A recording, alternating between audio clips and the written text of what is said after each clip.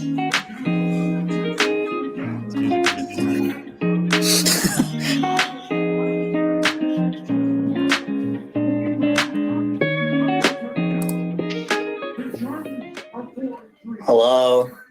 Hey. What's up? Coming to you live from Tuscaloosa, Alabama, East Coast. And Eddie's still coming from. You're on my time now. Detroit. Freaking late, isn't it, huh? I'm not East Coast, 8:54 p.m. where I am. Oh, then no. You're Central Time still. Oh, man. I feel like you're more Eastern. Like that. Yeah. It's definitely not a straight line, the time zones, I think. But I've never really paid attention. But okay. I'm actually disappointed. I don't know my geography very well. Clearly. I thought I did, but I guess not. Well, Eddie, happy Tight Ends Day. Did you know it was Tight Ends Day yesterday? I did, yeah. If you hadn't heard it a million times. Yeah. God, all over fantasy Reddit. Chris Collinsworth couldn't get enough of that. They made like this little belt. It's so stupid. But yeah, if you didn't know, it was the day of the tight end. It's the same level of importance as like Flag Day or Cake Day. Every day has some sort of weird holiday to it. Not even holiday, like significance to it. There is something every day, isn't there? Pretty much, dude. I know there's National Boyfriend Day, National Girlfriend Day, but I couldn't tell you either day. But I see it pop up on Instagram once a year. Dude, if you look hard enough, there's probably an account that will tell you exactly what kind of day it is. I'm just glad that I don't have anybody close to me that cares a lot about that kind of thing. Imagine being close to someone that gave you shit for forgetting, like, bro, today was National Tight Ends Day. How come you didn't message me? You know, the other day was National Best Friends Day. You didn't tell me anything. Oh, you just fucking with me. Yeah. Are you serious? There is no, of course I am. Of course I am. There is a National Best Friends Day. I don't know when that is either. Classic me forgetting Best Friends Day. Look, I'll be the first to tell you I'm really bad with birthdays. Like, I forgot our friend Dylan's birthday.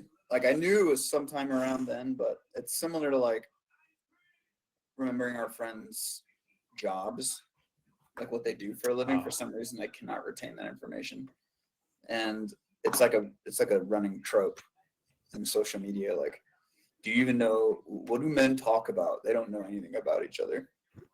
It's actually fairly true for me. Yeah, it's kind of true.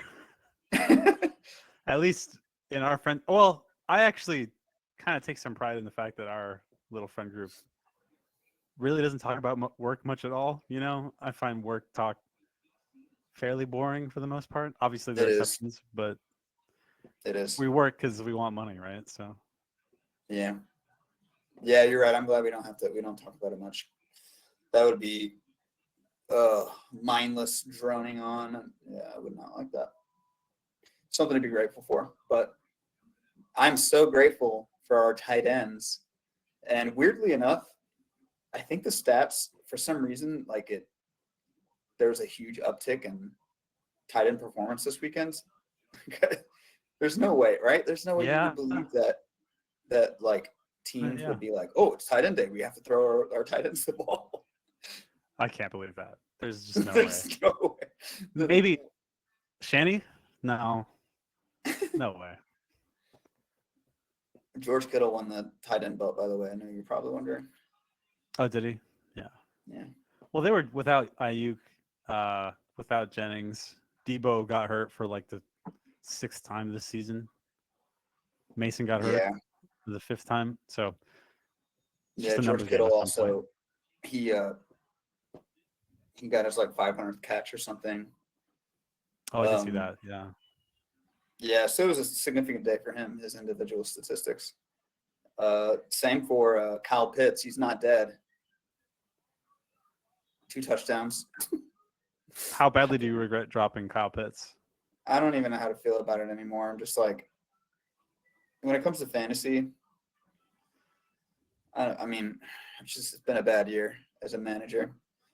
I just feel like I'm constantly making the wrong decisions. Like I have the talent on all my rosters across the leagues I'm in, but has not been my year for starting the right guys. You had a rough one this week for sure. Yeah. You know how they have like this efficiency score for Yeah. projected points? And Yeah, like I the want to say I was percentage like accuracy. 50%. Yeah, accuracy. Yeah, I was like at 50% of what I should have gotten for my max this week. It was really bad. Anyways, everybody across the league that had a tight end probably blew up. That includes Brock Bowers. Like, he had a good day. He's always had a good day. He's like breaking records left and right. Yeah, I think. Well, Kelsey looked normal. Yeah, not to like stay on fantasy, but just quickly, I feel like in general, it's okay if you miss a couple weeks because you don't want to miss like the big weeks for your studs, and I think Bowers increasingly qualifies as that. So I know you had. Yeah, go ahead. Well, I'm pretty stoked for Brock. I mean, yeah, he's awesome. I got clowned a little bit for the decision, which I still don't really understand, but he's been cashing in nicely. Yeah, he's a stud. And it's not like he had a brain fart either. He's fun. No, he's a beast. Who else had an awesome day as a tight end? I know Kelsey just went nuts. He had like 10 catches, 100 yards, and Njoku went off. Yeah, some of that was a lot of it was in garbage time, but I'm sorry, garbage time. I'm thinking of last week. No, he had a good game. Yeah, didn't they win? They won, right? Yeah. Speaking of, like, it was a rough week. I was texting you about it, right? Like, in terms of betting, it's just fucking rough out there, man. Like, so many underdogs covered and won outright, and then favorites that won just blew people out. It's just like, God, why the fuck do we even subject ourselves to betting? It's just so frustrating every week. I'm not sure what's more frustrating between putting money down, hard money, and then your team shits the bed, or the like treacherous pain that is you start a player in fantasy and then you see them go down in the first quarter and they're just lying there for like 3 minutes, and then you have that sinking feeling in your stomach like it's another lost week. I guess the money probably wins out, but I just hate losing so much. Like if I'm putting down a bet, it's usually not much money, so I get a little less emotional. But even then, it's like I'm losing to the casino, which was without a face, in my view. Whereas if I lose in fantasy, it's just like, oh God, why am I bad at life? The casino is really enjoying our weekly donations. Yeah, we're very altruistic here, dude. Unless you're a Lions fan, apparently there's an interesting stat I read.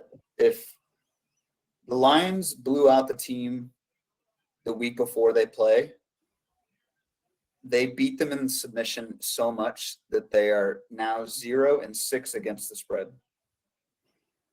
So, like, last week, who did the Lions play? They destroyed them. Vikings. It was a close game. Yeah. Oh wait, no, yeah. And then the week before it was the Cowboys. That was the one where they destroyed them. There was a bye week in between that one, so it was a slight asterisk. But point is whoever the Lions beat into submission the following week, it's so bad that the team can't cover. So the Titans, get destroyed this week, and I don't know who they're playing next week, but I would bet against them because they got demolished 52. What was it, 52-14 or something? I think so. Yeah. Yeah, it was really bad. Like the Cowboys game. Before I forget, we could start with that game, but DeAndre Hopkins got traded this week. He went from Tennessee to Kansas City. He was traded for a conditional 4th round pick I don't know what the conditions are, but that's pretty solid trade for a 31-year-old DeAndre Hopkins. Yeah, I think. Don't quote me on this, but I think it's conditional, and it's only a fourth if the Chiefs make the Super Bowl.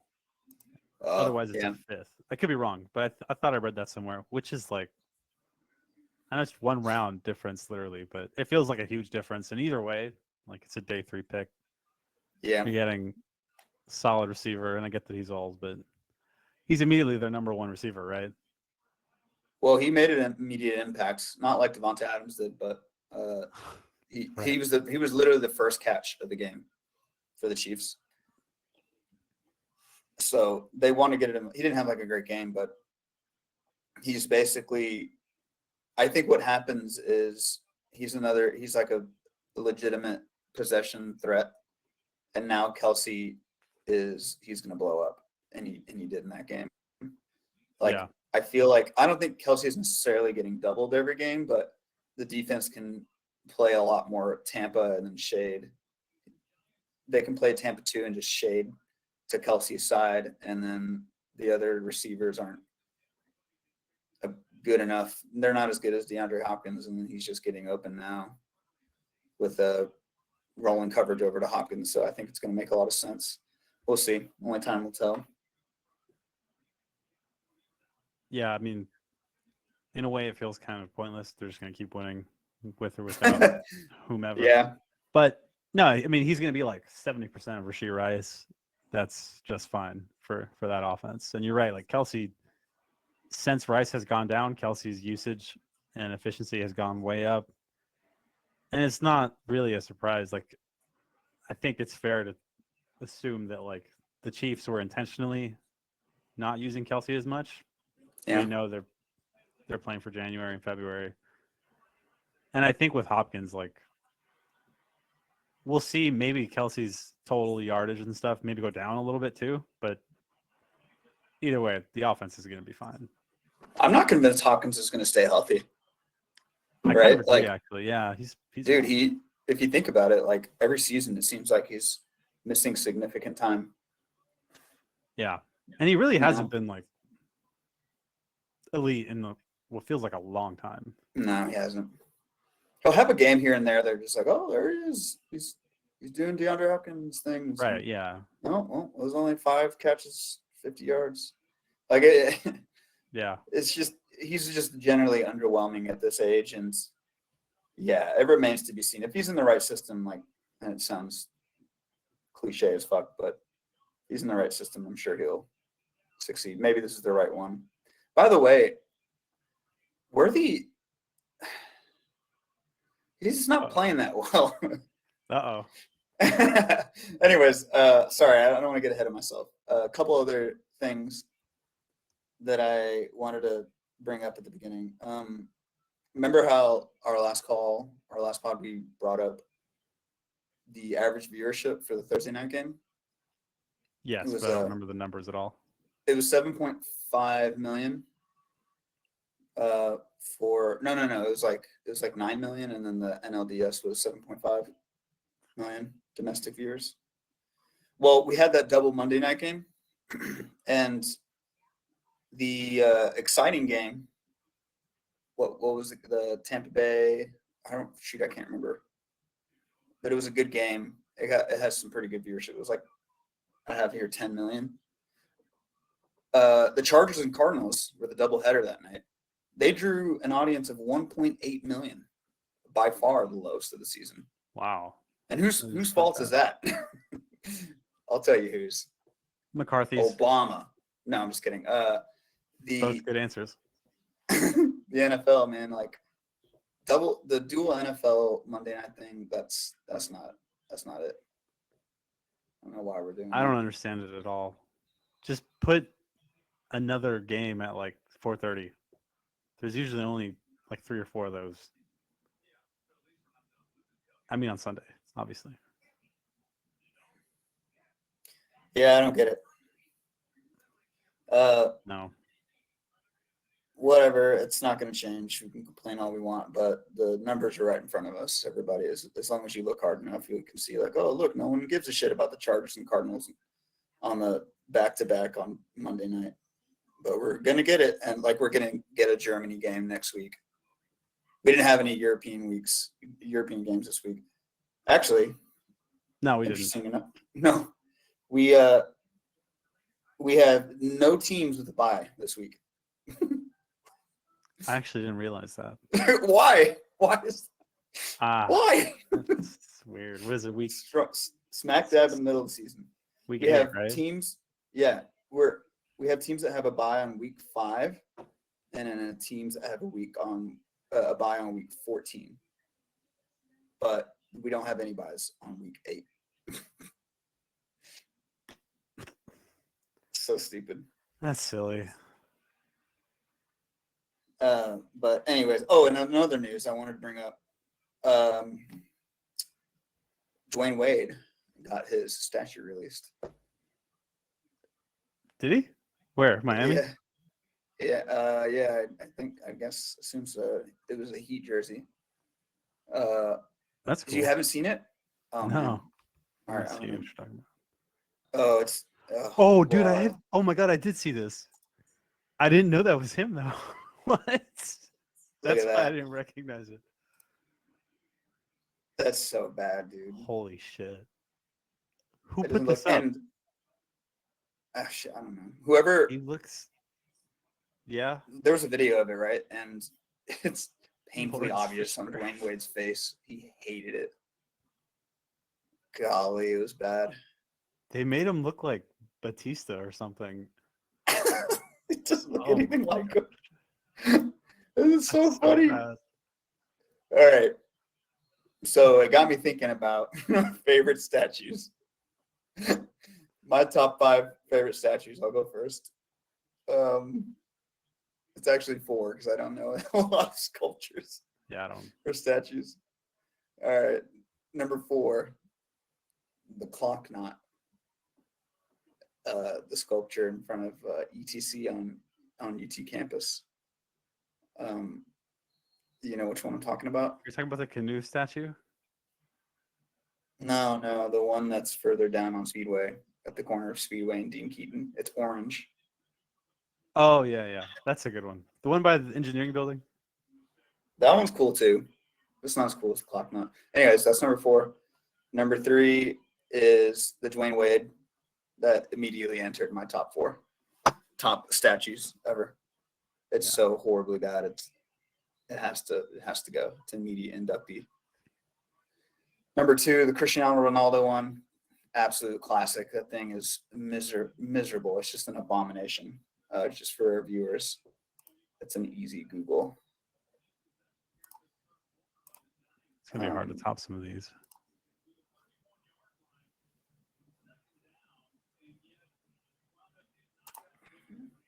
Well, it's not working right now, but whatever. Number 1, the Michelangelo David. Okay. What are your favorite sculptures or statues? Oh gosh. Well, I don't have a top 5, but one of my favorites for sure is Quinn Ewers under pressure in the pocket. That's a really good one. You're gonna be like the Statue of Liberty. Actually, that is a great statue. Dang. I'm trying to think of athlete statues. You can just take mine. I know you like the Cristiano Ronaldo one. That one is my favorite, but Dwayne Wade immediately is challenging for the belt there. That's incredible.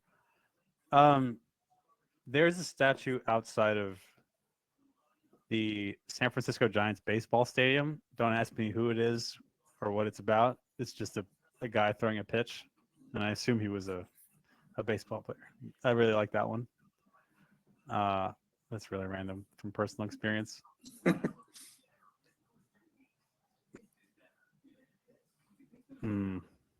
Here, one just came to mind. The bull in Chicago. You know, the one with the huge testicles that are just rubbed into a different color because everybody goes and takes pictures and rubs the balls. You I know don't which think one I've I'm seen talking that. about? No. Yeah, it's hilarious. Oh, it actually might be in New York, not Chicago. I'm Oh. thinking of the Bean in Chicago. There's a Oh, bull, I've like seen the bean. the Bull of Wall Street or something. That one's a Hmm. fun sculpture. The bean is cool, but I think it's overrated. It's literally a bean. I don't understand. Also, when I went to see it, Baked bean? Sorry. can I eat it? Then why is it there? When I saw it, it was like still under construction, like recently. It was last winter. Maybe it still is. I don't even know what they were doing, but yeah, I wasn't able to get close. It was just from like 30 feet away. I could see it. Oh, actually, unironically, the MLK statue in DC is pretty awesome. It's massive, Nice. and it's Dude, kind I of still need it's to kind go of to hidden. DC to see that You shit. do, yeah. There's a lot there. MLK is like it's where it's on the National Mall, like everything else is, or at least all the like the monument stuff. But it's also like sort of hidden. It's not like visible immediately when you walk on the mall. It's like behind the Jefferson Basin. Sorry to go on a tangent, but it's cool. Weird. You should go see it. Yeah, It's weird that it's not more prominently shown. I'd assume that I kind know, of thing right? is. Yeah. Speaking of statues, to move on, thank you for your list and your contribution of favorite statues of all time. That was solid. You know who was a statue this weekend? Jared Goff. At one point, he had 28 yards and the Lions. He had 28 yards passing, and the Lions had 28 points. He finished the game with 85 yards passing, and the Lions scored a total of 52 points, 7 touchdowns and 1 field goal. The offense as a whole was not anemic, but their special teams just went nuts. Yeah, they had crazy. like a 90-yard punt return for a touchdown. Yeah. I felt that. And then Sam Laporta finally had he's one of virtually all the tight ends that went off. He had 2 touchdowns in that game. He had a great week. It's about damn time. I know. You know what I mean? Yeah. I know Laporta owners have been really frustrated.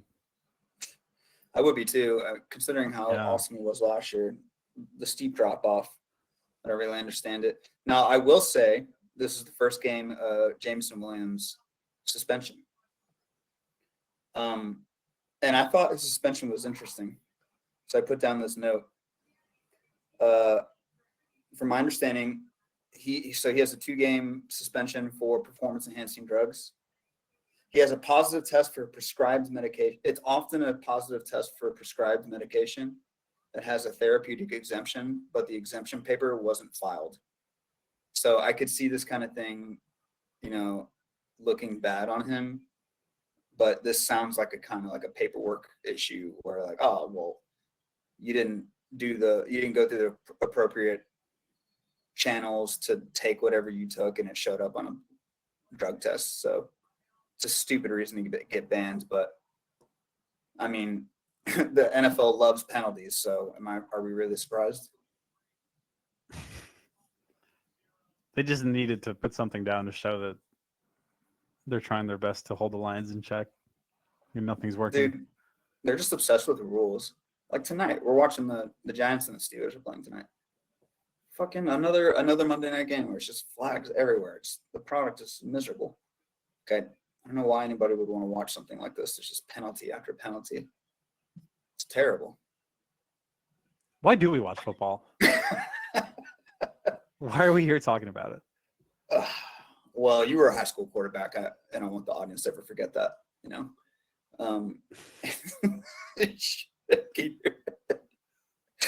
Well, yeah. It's inbred in us. It's inbred in us. It's ingrained in us. That's correct.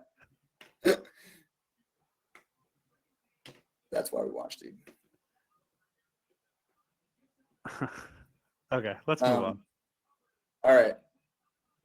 With it being Sam Laporta's resurgence, actually, the tight ends this year have been really bad until this week. Like, man, nobody seems to have chosen correctly with tight ends. Like, Travis Kelce started off slow. Sam Laporta just disappeared. And then all of a sudden, week 8, all we needed to do was say it was the tight ends day.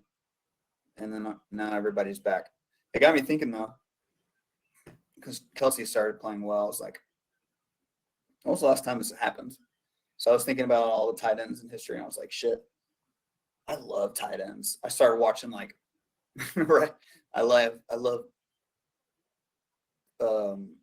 players that can block really well and then also catch the ball. And Gronk comes to mind. I'm like, man, Gronk's like, I think he's the best. So I started thinking about my favorite tight ends, and Calvin Austin just scored. Oh, there wasn't a flag? I thought I saw a flag. Oh my God, there is a flag. Well, I think they picked it up, or it was against New York. I don't know. They're But it posing looks like for a photo. it's holding. Sorry, looks like the play is going to hold up, meaning there's no flag. Yeah, Illegal formation. on New York. Oh, okay. Anyways, who are your favorite? Who are your top 5 tight ends of all time? I'll go first if you want me to. I can go first, unless you want to. No, go ahead.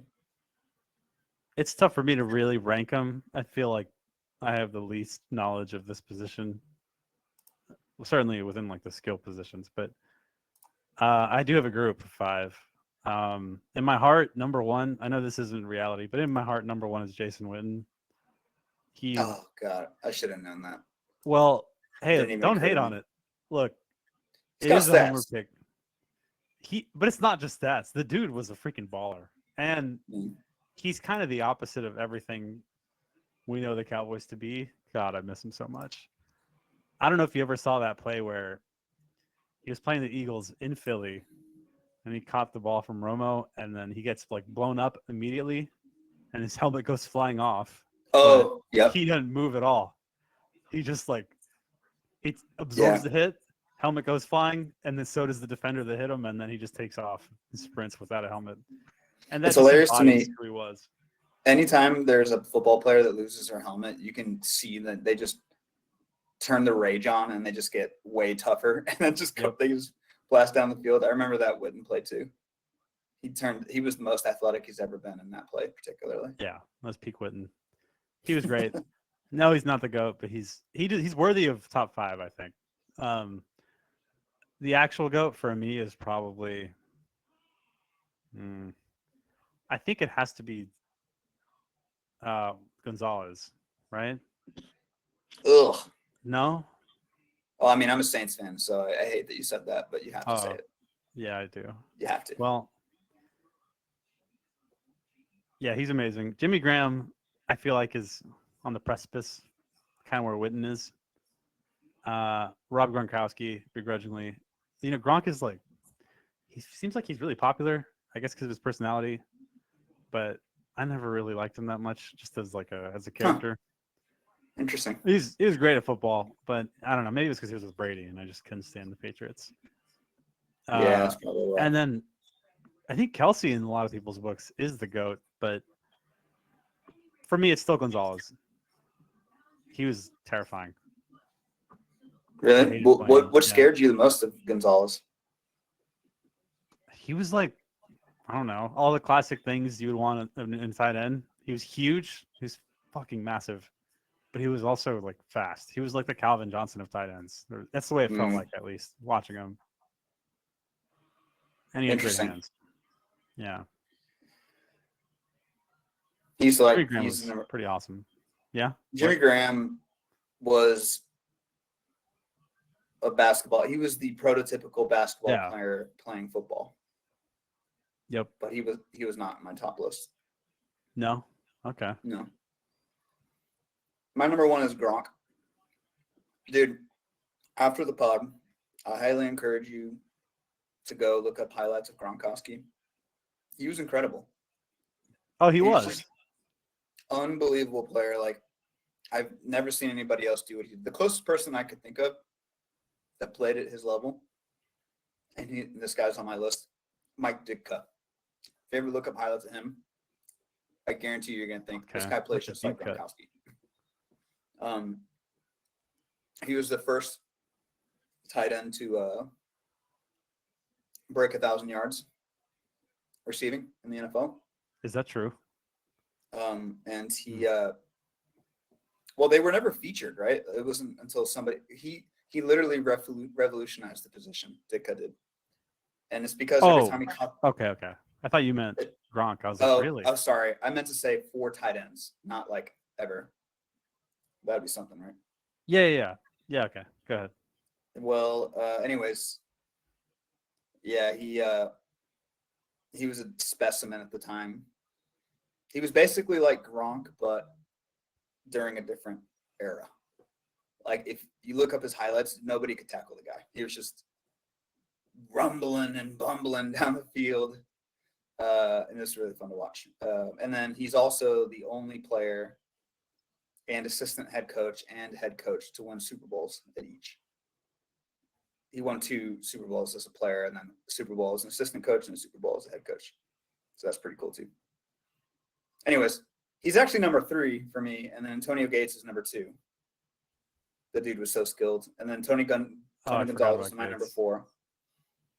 And then a very hot take here, because I've always been a fan of his game, but he's a crazy person, is Aaron Hernandez. The dude was amazing. And it still blows my mind that he was on the same team as Gronk. Prime. That Gronk, is crazy. But dude, Hernandez was so good. And I'm not trying to sit here and promote murderers, but damn, from a football standpoint purely, the dude was on another level, and it was so fun to watch him. Yeah, and it was insane that Brady had both of them. By chance, have you seen the Hulu show? I've only heard of it. I heard it's really bad. No, I haven't. I don't intend to. It looks bad too, from like the preview that I saw. Yeah, I saw a couple. I might have sent you an Instagram reel of the depiction of them discovering, because don't correct me if I'm wrong, but the premise of the show is them discovering that Aaron Hernandez is a crazy person. I think that's right. It's just like, right. So there's a reel I think I sent you of the very beginning of the journey and them going to the combine, and they're like, "Oh man, Aaron Hernandez he's an athlete," and it shows a little clip of him running a 40, and the actor is not even remotely athletic. I just thought that was so weird. I was like, come on, if you're gonna do a sports film thing, I mean, try to make that look remotely believable. They never do, huh? Kind of frustrating. Well, maybe when the ball is flying through the air, they can CGI that, but you can't really CGI an athlete. You know? No, not really. No. Anyways, I should watch that show just for shits and giggles, but yeah, I also heard it's bad. And Aaron Hernandez, I think he's a better receiver than Travis Kelce, but no one will ever tell you that. Travis Kelce is obviously going to go to the Hall of Fame, and Kelce's on my list. He's number 6, and then I've got Kellen Winslow Sr., and then honorable mention to a guy named Jeremy Shockey, the Giants tight end. I know him. Yeah, he was good. Not as good as well. The reason I put him on my list is because, I mean, I love me a good tight end. Pun not intended. But what I really like most are players that are really physical. And that's why I like Gronk so much. Like, he was such an invaluable blocker, and he bounced off tacklers. Like, he was just a monster yak. He was a yak monster, right? Yeah. And I think there's that kind of tight end, and then you have tight ends like, I look at Tony Gonzalez as like a really good receiver, just a huge receiver that couldn't be covered, which is, of course, amazing. Right. And he deserves, all the records he has, but there's just a difference. And then Aaron Hernandez was sort of like a hybrid. I look at Kelce as he's more of a receiver than he is like a break tackle yak player. Like, it's still awesome, but I look at Kellen Winslow Sr. the same way. But then Jeremy Shockey, I like him because there's some fun highlights of that dude. He seeks contact, and it's awesome. He catches the ball, and he looks for somebody to destroy, and I think that's really fun. So, yeah, I think those are the 2 types. You know what I'm saying? Yeah. Shockey's definitely pissed me off a couple times as a 8-year-old. That's right. He probably terrorized a few Cowboy seasons. He was around during the Romo era, right? No, or before that? Early Romo, yeah. Early Romo. He bounced around the league a little bit. Yeah. But anyways, that was fun. I wish I knew more about tight ends, because if I go look at the Hall of Fame list for tight ends, there's a lot that I don't know. I've heard the names, but I don't really know them. You know? Yeah. It's an obscure position. All right, so let's move on. Next game on the docket, the Packers beat the Jaguars by 3 points, 30-27. Close game. Actually, the Jaguars came back to tie it up with an Evan Ingram touchdown with 1:45 left. And then Malik Willis leads the Packers to the game-winning field goal. Love got hurt, but it's not a serious injury as it was announced today. He pulled his groin. And yeah, it was a interesting game. Jaguars, I mean, their season might be over now. But what are they now? I guess you could have guessed that. Well, it seemed like they were finally maybe figuring things out, especially on offense. But yeah, tough luck, I guess. Evan Ingram coming back was really helpful. You could kind of tell, like last week when he came back, it feels like the offense started clicking again. I don't think it's a coincidence. It's when their leading receiver from last year came back, right? Which was Evan Ingram. He had monster touchdown grab at the end. Oh, I know, it was sick. Yeah, he got up. Dude, over 3 people in traffic. Yeah. Oh man, it was awesome. I was shocked at that. I didn't realize he was that athletic. Happy Tight Ends Day. Happy Tight Ends Day. No, I think you're right. Their season's done. Although it's weird because Lawrence finally looks like you'd want him to look if he's your franchise quarterback. Not that he's like setting the world on fire, but he looks good. You know, he's actually delivering, and like he's more accurate than he was those first few weeks by a lot. And Etienne's still out, but like the running game is kind of fine. Yeah, Bigsby's good. I think he's going to be much better. Would you rather have Trevor Lawrence or Dak Prescott as your quarterback? Oh, deep breaths. Yeah, I'd rather have Lawrence, assuming we're factoring in like everything as far as age. Of course. Give me Lawrence. I don't see the argument for Dak really at all. Like Lawrence isn't who you want. It's not who I want, but Dak gives me all the same problems and twice the bill. Would you rather have Russell Wilson or Dak Prescott? I'll take Dak for sure. Would you rather have Daniel Jones or Dak Prescott? Give me Dak. Dak? Oh. Yeah. It's not as close as you'd think between the two. I understand he's having a comeback year of sorts, but of sorts, yeah. No, I don't want Daniel Jones at all. Sorry. Dak's in a tough spot. If I were a Cowboys, I'd want a whole lot of other quarterbacks besides him. Dak is doing just fine. I think he's doing great. I'm jealous. Let's go talk about that game because it was a really fun game for me to watch and probably not so much for you. Piggybacking off of Dak, last night in the first 3 quarters, Dak goes 16 for 23, 116 yards, 0 touchdowns, and 2 interceptions to help put the Cowboys down by 17. Then when the game was out of reach, they were up 27, the Niners were up 27-10. Dak goes 9 for 11, 127 yards, and 2 touchdowns. With the game on the line, they get the ball back with a chance to tie it up. He goes 0 for 4, 3 minutes left.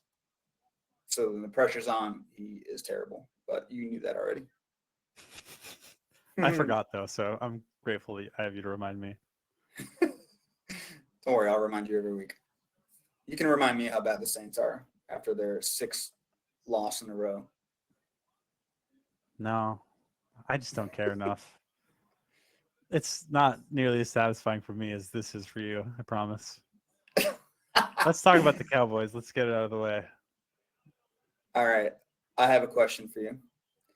If you were to change fans to be a fan of the Cowboys to a different team, what are your top 3 favorite teams you'd go to? This is a really fun question. Thank you for this because I get Dude, to live I out know my one of them's fantasies. the Bengals, but you can't give me that answer because I know you're going to say Wait. the freaking Bengals. Of course I'm. All right. Of course I'm going to say the Bengals. They suck too. So it's not like I'm. Yeah.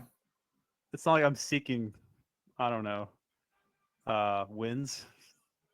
But yeah, I like watching Burrow and Chase. Give me more of that. Okay, so excluding the Bengals, I would probably the Texans. I really like watching Stroud, Yeah. and I love their coach. I love D'Amico Ryans, and I love Nico Collins. Also, I thought of a better answer for one of our discussions a few weeks ago about like Yeah. best defensive players to watch. I forgot the name Jalen Petrie, who's an awesome safety Yeah. for the Texans. But Yeah, dude. moving really on. fun to watch too. Yeah, he's He's physical. all and over he the can field. cover. Yep. So the Texans are one of the 3. And oh gosh, I'm gonna get flamed for this from Dylan, but I'd take the Commanders. I lived in knew DC it. for a little bit. I knew you were And going to say the Commanders. of course I was. Yeah. How could you not want to watch more Jaden Daniels, dude? He's perfect. And then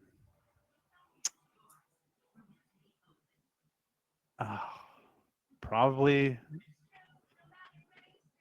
the Rams for no great reason other than fun color They need schemes fans. and they need fans, right? Cheap tickets, not really. Still LA.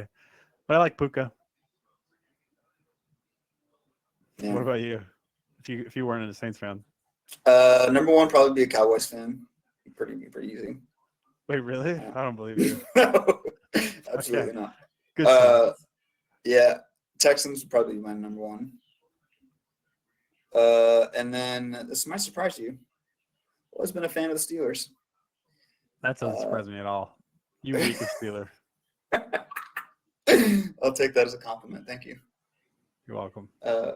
Yeah, I've always enjoyed the Steelers, and then this is probably going to make even less sense, but I've always loved the Ravens too. Basically, that whole division, besides the Bengals, I really enjoyed. You just like Browns. ugly football. Yeah, defense, baby. I've always like tried to watch any AFC East. Is it North AFC North battles? Yeah. Those were the fun ones. Yeah, but you love the Browns too. Dirty. Not as dirty as dude. Did you see the Saints player that tried to hurt Justin Herbert? I didn't. Basically, that's disgusting though. Oh, it was bad. He had already thrown the ball and he was just standing there, but a sensitive defensive tackle had his leg wrapped like this, and it was like his calf, right? So he like puts his weight to force his knee to bend. So Justin Herbert hits his knees to the ground awkwardly, and then he gator rolls after he hits the ground, and then mid gator roll, one of the offensive linemen came over and pushed him over. Like, what the fuck, dude? Oh god, it looks so bad. It's like, That's dude, trash. why? Your team is trash. I know. It's embarrassing. Yeah. And we also put in a third feel quarterback shame. in that game, dude. It's just God, it's all around. I saw just that. You terrible. benched Spencer. What's his name? Spencer Rattler. Rattlesnake. Yeah. Oh, we put in this guy named Brett Hayner, and he's got a sick little sidearm throw. It's kind of fun to watch. You should just be playing Taysom Hill at quarterback. I don't know why. Dude, I don't know why we don't do that. You don't do that. Actually, I don't understand it. Like, why do we tout him as a wildcat, whatever, and we don't play him at quarterback? Yeah. So predictable. I don't know. I don't understand Dennis. He's going to get fired. And as much as I don't like the guy, I'm going to regret not seeing him on the sideline for New Orleans. I think he belongs there as a perfect match. Kind of disappointed you didn't say the Saints as a team you'd move on to be fans of. No, fuck the Saints and fuck you. awesome. I love Kamara though. He's the one saving grace. He was still pretty good this week. He had some awesome runs. Yeah. Got me hyped. I don't know why he re-signed though. I know. He got a 2-year extension. I mean, I guess the money, but he's 30, so if you think about it, I feel like an extension makes sense for him because if there's a team that's going to do it, it's New Orleans, and this is probably the most money he's going to get at this age. So if I were him, I would. That's true. That's true. He just seems so bored and like unhappy. And then there's that clip of him whispering to Sean Payton against the Broncos, like, "Come save me." But I guess I know all the speech therapists out there are rolling, punching the air. Yeah. Just being wrong again. Oh my gosh, Calvin Austin scored again. Steelers are up. Legacy game. 22-9 now. But anyways, I guess there's not a whole lot to talk about with the Saints and Chargers. Saints got their ass whooped.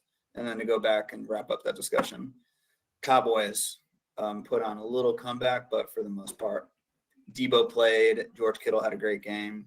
The Niners look like the Niners. I mean, their defense is still a little sus, and they're in the middle of the pack right now in the NFC West, but it's pretty clear that the Cowboys were just severely outclassed. So it's a lost season, I think. All right, I'll do my weekly rant here. I'll try to be quick. It is a lost season for sure. And if you watch the game, like whether you hate the Cowboys or you love them, I don't know how you walk away and you're like not bamboozled at all. Like you said, they were down 17 points, I think. Yep. And then it's the fourth quarter. Yeah. And then we get 2 touchdowns to CeeDee in what felt like 5 minutes. Next thing you know, we're down 6. And then we get a stop. And then there's like 3 or 4 minutes left in the game still, but McCarthy's over here acting like there's 45 seconds left, and he just burns through his timeouts as fast as he can. I did not notice that, but that's so annoying. He does it every year. It's like he doesn't like having timeouts or something. So we get the ball back, and then our first down throws to CeeDee and should have been picked off by Fred Warner. I don't know why he dropped it, but we get another chance, and then Dak misses, and then it's 3rd down, 3rd and 10. And McCarthy, the genius that he is, dials up a deep go ball to Jalen Tolbert. Oh, yeah. That was actually a good throw. I remember that. It was a good throw. It was. But hit him right in the hands, dude, on the sideline. Yeah. That one hurt. I was like, oh, wow. That's a weird call. Play, though. Yes. Yes, you're right. It was a low percentage play. It was a strange decision, but it honestly, imagine if that ball was caught and how praised they would have been for being aggressive, playing the analytics, and going for the win instead of playing safe. But of course, that's not what happens. It's not, and I don't think that's what the analytics would tell you to do there on 3rd and 10. But yeah, that's fair. I'm not an NFL mind. Oh my gosh, it was pretty frustrating, but at least CeeDee finally popped off. So there's that. He did. He had a great game. He finally woke up in the second half, and he's been non-existent in the second half all season until last night. But also, I will say, you watched the whole game, right? Yeah. Both of his touchdowns were blown coverages. Like, they were literally the cornerbacks running into each other. But he also made some sick catches, too, outside of his touchdowns. Yeah. It was a hard-earned 10 catches, and then his 2 touchdowns were not hard-earned. Either way. Yeah. Yeah. Cowboys are they're in trouble, especially for their future. Okay, I watched the telecast after the game. By the way, I hate that the NBC team that does the telecast, they're all so bad, dude. This whole you mean trash. Like Garrett and them? Yeah. God, like Rodney Harrison. You don't like Jason Garrett? No. I'm just kidding. I'm not a fan, and it's just I'm tired of it. Like, anyways, one take that came up that I was just like shaking my head. I'm like, why would anyone do this? But it just got me thinking, and I wanted to ask you: would Rodney Harrison said, "I think the Cowboys should trade Micah Parsons for a boatload of picks and just start over"? Okay. Oh, you like all that? Right. Ooh. I agree with you on NBC. Although I love Collinsworth and Tirico. I don't know how you pair them with like those clowns, Garrett and even what's her face. I forget her name. I don't like her either. But anyway, that's not a bad idea if you ask me. Really? What's your reason? Partly because the season's fucked anyway, right? So what are we really doing? And I don't know if you caught this like week 1 or 2 of the pod when I first went on a rant about the Cowboys. I know Parsons is legitimately a top 5 defensive player in the league. I'm not disputing that. But Almost an MVP. having watched him for pretty much every snap that he's played in the league, to me, he doesn't evoke like the same ability to win a game on his own the way like a Myles Garrett or even like a Nick Bosa sometimes. Like Nick Bosa was incredible last night. He was. Yeah, And he was. and I know Parsons has had plenty of those games. He has. But it feels to me like it's always against trash teams. Last year against Green Bay, he was nowhere to be found. And I know the Packers are good, but like they're not even the best offensive line that you would see. It's frustrating. And on top of all of that, he's like just so annoying, frankly, in terms of like his podcast and Those podcasters are so annoying.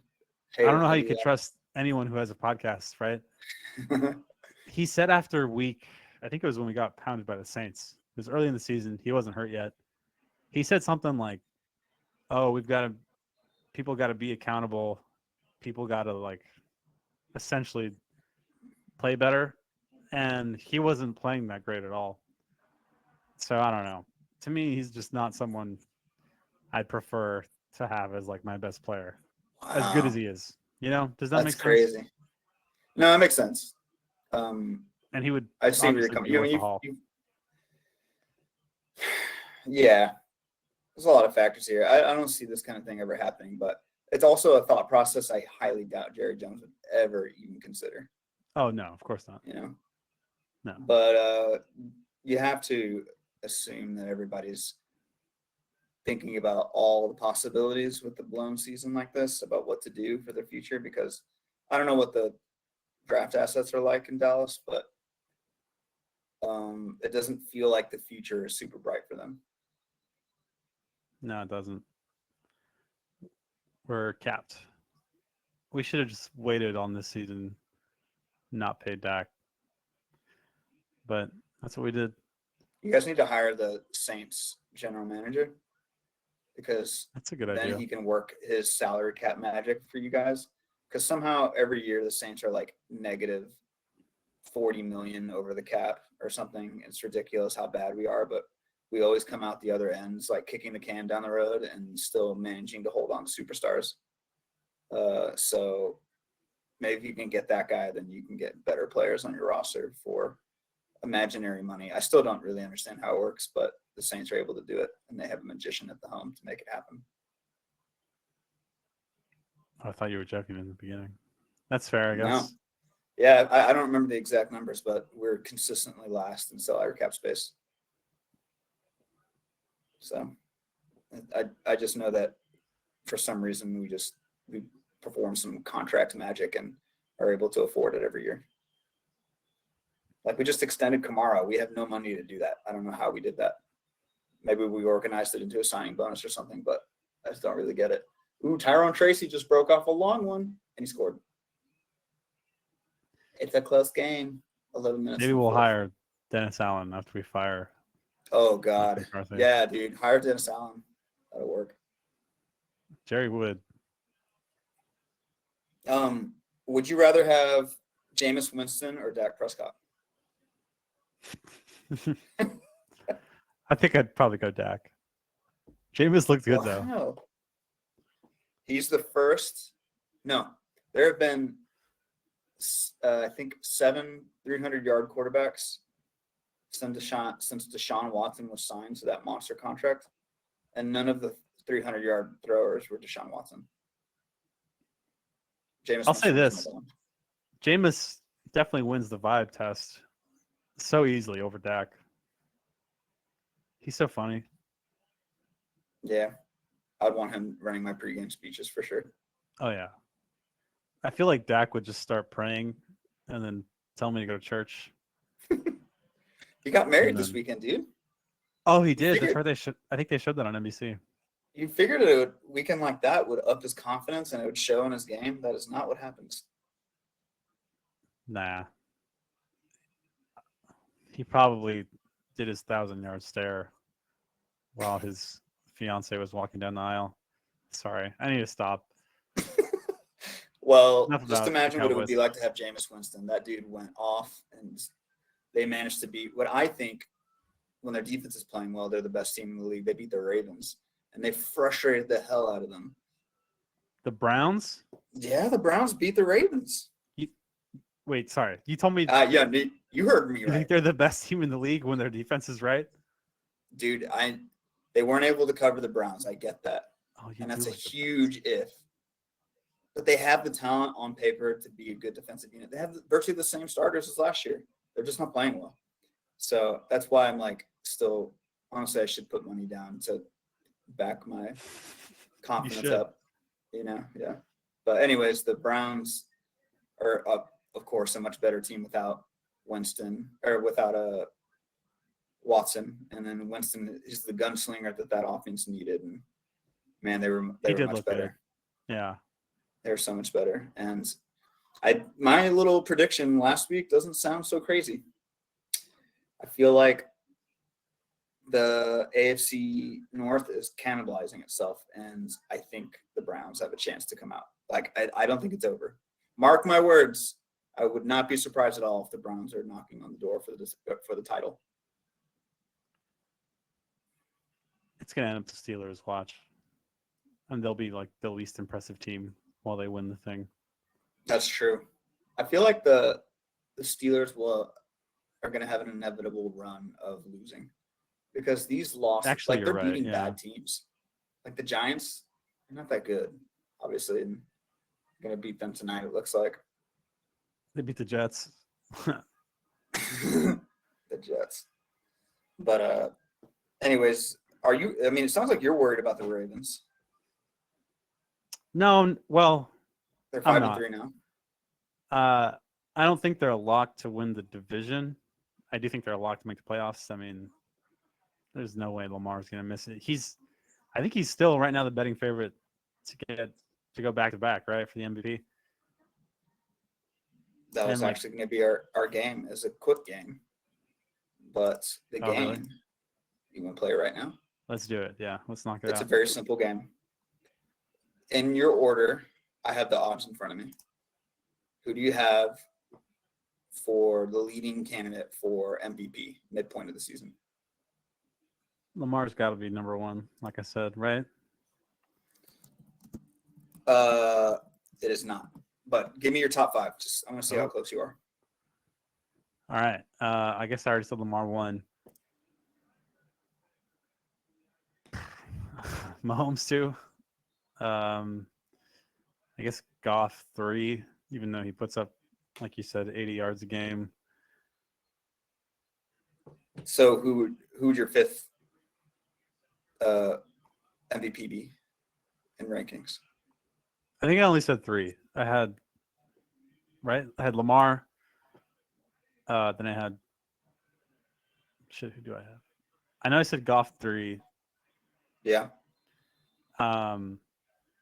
Didn't you say Allen? No, I haven't said Allen yet. Who's gonna be my next one? Okay.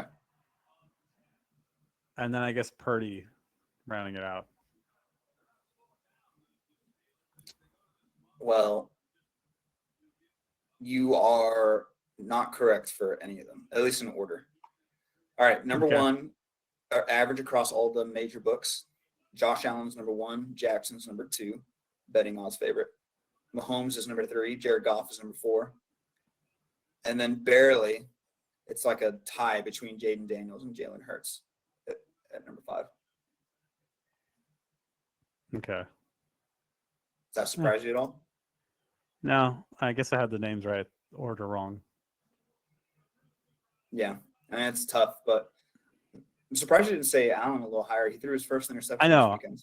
I would have. I just kind of just blanked. Mm. But I was also thinking too hard about what the books want because I don't think Mahomes should be in the conversation personally, at least not right now. But that's what it is. I feel like it would be smart for us to bet on Mahomes because they win again this weekend, and he was actually really good. I saw most of that game, as you probably did too. He was making plays all over the place. He did look good, but before this week, it just felt like he was constantly missing throws. I don't know. He doesn't ever get flustered. Like, have you noticed? Have you noticed that Lamar Jackson gets really frustrated? I remember that happening to him in the playoffs last year. It just seems like he gets emotional, and I feel like it hurts him. Like, he still manages to, make great plays, but when in crunch time, I think it catches up to him. I think the emotions get the best of him, and I feel like I agree. It's not a coincidence, right? Like, I think they're losing games because of it. Well, in the AFC Championship, I don't know if he was still hurt or something. I think he said he was, which I kind of don't like. But he wasn't as fast. I remember that. I remember me thinking that there's something wrong with him. He was. And, he might have said something out loud publicly about it. I think he said it week 1 when they lost to the Chiefs, which is such a loser thing to do. But yeah, he just played scared. Not week 1, but last season in the AFC Championship, he played scared, and he didn't do what he was doing the entire year that got him the MVP, which was take off and beat everyone. If he had done that, they would probably win. Yeah, especially if he's playing the way he's playing at the beginning of the year this year. Yeah, they definitely beat the Chiefs, which is funny because they lost to the Chiefs the game 1, right? And he was playing out of his mind. They really should have won that game, but I don't mean to air out that laundry. Okay, let's move on. So the Ravens are in trouble. The AFC East is just AFC North is just, I don't know what's going on. Like, your team, the Bengals, they lose. I mean, they get crushed by the Eagles, and the Eagles have a fantastic game. And I don't know what to think, because I remember thinking that before this game, man, the Eagles are a fraud. I think they can lose to the Bengals, and I thought they would Bengals, actually. Yeah, I was so wrong about that. I'm just another example of what the fuck do I know about football? So I'm just like, are the Bengals bad? So first of all, before you answer that, the Bengals need to go 8-2 for a chance to make the playoffs. And then Burrow said in an interview, I think he said 7-2. Burrow said in an interview, that's doable, verbatim. You got to love his confidence, but do you believe that? I mean, it's a lot, right? Let me look at their schedule really quick. Let's see. They host the Raiders, at Baltimore, at Chargers, host the Steelers, at Dallas, at Tennessee, host Cleveland, host Denver, at Pittsburgh. I see at least 5 wins in that. Yeah, it's actually not the toughest schedule, but they're in a tough division, which is the problem. Yeah. It's too much. I kind of do think they could do it. Well, of course you do. Of course I do. I'm a homer. I don't know, man. I want to believe because I watch Burrow and I watch that offense, and to me, they more or less look like the Bengals of 2021 offensively. They're not airing it 60 yards downfield every other play like they were then, but I think they still have one of the highest success rates in the league as far as EPA per play, things like that. Yeah. Burrow's playing great. I know he had a pick, but I mean, they look locked in. And that's without a competent running game. But their defense is just so bad. And not just that, but their coaching is horrendous. It has been. It's been abnormally bad this year. Yeah. They're finding ways to lose. So I don't know. I don't really have much confidence, but to the extent that I do, it's really just because of Burrow and Chase. Okay, tell me this. If you had to include the Bengals in your playoff picture right now, you have to forecast the Bengals making it. What does the whole AFC playoff picture look like when it includes the Bengals? Okay. You mean to like rank the seeds? Yeah. All right. So Chiefs won, obviously. I'll give 2 So to Buffalo. Oh yeah. What? okay. Yeah. I think Buffalo looks stronger than Houston right now. Yeah. Josh I agree. Allen is just terrifying. He's playing like an MVP. Yes, he is. That's who he is. So then I'll give Houston 3. It makes sense. They keep winning even though they look not great. That's what good teams do, dude. I mean, look at the Chiefs. Right. Yeah, and they're gonna figure it out. I still have a lot of confidence in them as like a true contender, even though they just don't look good right now. Yeah. So that's 3, and then that brings us to the NFC North. I'll give it to Baltimore still. I see no reason to yank that from them, even though they slipped Or up the against Steelers. Cleveland. I mean, the Steelers are about to go 6-2. You're right, but you said that thing a few minutes ago that they're going to go on a run of losing, and I think you're right about that. That's just who the Steelers are. All right, so sorry, I didn't mean to commandeer that. Okay, so the Ravens are probably going to win. So that means, wait, do you think that the Bengals are going to overcome the Steelers for a wild card spot? I think they can both get in. Oh, I think 3 teams. The North can send 3 teams, and then, but the Bengals can't get higher. Probably they can't get higher than like the 7th or 6th seed, right? I mean, they've played their way out of any kind of like real divisional talk. Although we'll see. I don't know. Yeah. But that leaves one team, and I probably give it to the Chargers. Not that I love them, but they have a lighter schedule, and I just really love Harbaugh as a coach, and they have a decent defense. The coach thing is my reasoning too. I feel like if he's going to win Coach of the Year, they have to get to the playoffs in order for that to happen. And they just look like a team that, I mean, this is kind of cliche, but they look like they believe in themselves, and that actually does kind of matter. Like, it's pretty easy to watch a game and see the teams that actually give a shit versus the ones that are kind of just there. It's true. Getting paid, you know. Even in the pros, it's like, it's just a different look on these guys' faces. And the Chargers, they're not super intimidating by any means, but they're just solid. Like, I wouldn't really want to see them if I'm in the playoffs. I wouldn't want to see Ladd McConkey. That dude's terrifying. He's good, yeah. He's so good. He's fun to watch. He's really fast and just a great route runner. Yeah. And his name is Ladd. Do you really want any piece of that? With 2 Ds. With 2 Ds. Pretty dope. That's a cool playoff picture. And my only gripe with it is Cincinnati.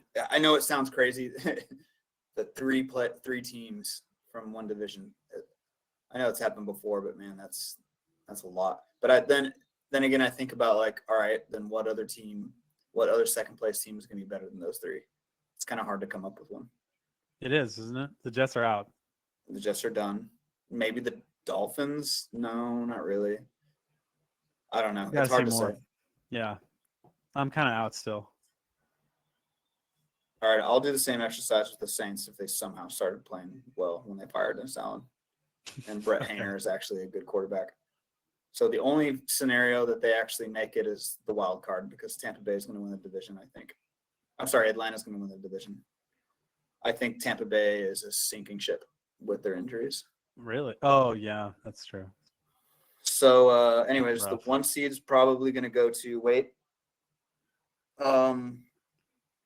I was about to say the 49ers, but I just realized that division is eating itself alive. It's going to go to the Lions. Lions are going to be number 1. Yep. Number 2. Dallas. Sorry, I'll shut up. Dude, it might be the Eagles.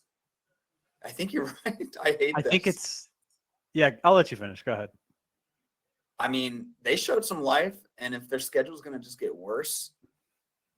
They're good, man. It might be them. I told you. Anyways, I'm just going to bold prediction. Unfortunately, I think the number 2 might be the Eagles. Number 3, I think it's going to be the Packers. I think they're going to come out on top of the Vikings. I do think the division is going to send 3 teams. I don't think obviously the 4 is going to be the Falcons. And what's the other division I haven't considered? Yeah, you already said 2 from the North. You're leaving out the West. Yeah. So the West, sorry. If I had to guess, I still think the Niners are going to come out of it. But it's going to be close. Sure. So they'll be the 3, Falcons and then Packers for the 4 or 5. Yeah. And then I think the Vikings might make it as a 6, and then the Saints, I guess, the 7. It's unlikely to happen, but probably Tampa Bay if they squeak in, even with all the injuries. Maybe Chicago, or I'm sorry, maybe Washington. Washington will come in there. Yeah, I think you're disrespecting Washington a little bit. I am. I honestly just forgot about them. That's the only gripe I would have. I think I agree with everything else. I was gonna say, when you were looking for the second seed, I wasn't gonna say the Eagles necessarily, but probably from the division, right? Either them or Washington. Yeah. I'm kind of excited to watch them play because stylistically they're having a special season, man. I want to watch them too, and I feel like with everything that's happening, and then we could talk about that game next, like the shit that they're doing, like this Hail Mary, absurd, right? Like, yeah, the shit's just, it's a storybook ending, and you just have to believe you're going to look back on this season and think about like, oh, all this crazy shit happens to the Commanders. Of course they're going to go into the playoffs. Of course they won the NFC Championship. Like, look at the season they had. Like, I feel like it's one of those Cinderella teams. I'm ready to get behind them. Truly. I'm ready to pretend I still live in DC. Maybe. They're just good vibes all around. And like, I don't know. Terry McLaurin's cool. Jaden Daniels is cool. Brian Robinson's cool. I like their all black Scary beanies. Terry is very scary. Yes, he is. Oh yeah, they're sick. They are, right? Even though they're like college looking, I'm not mad at it. And it's good to watch like a good Washington football team. The Redskins were just so bad for I don't know how long they were. The last time they got to the playoffs was, I guess they made it in like 2019 or something, but for the most part they've been horrible, that organization, for like the last couple decades. So you're saying they deserve it?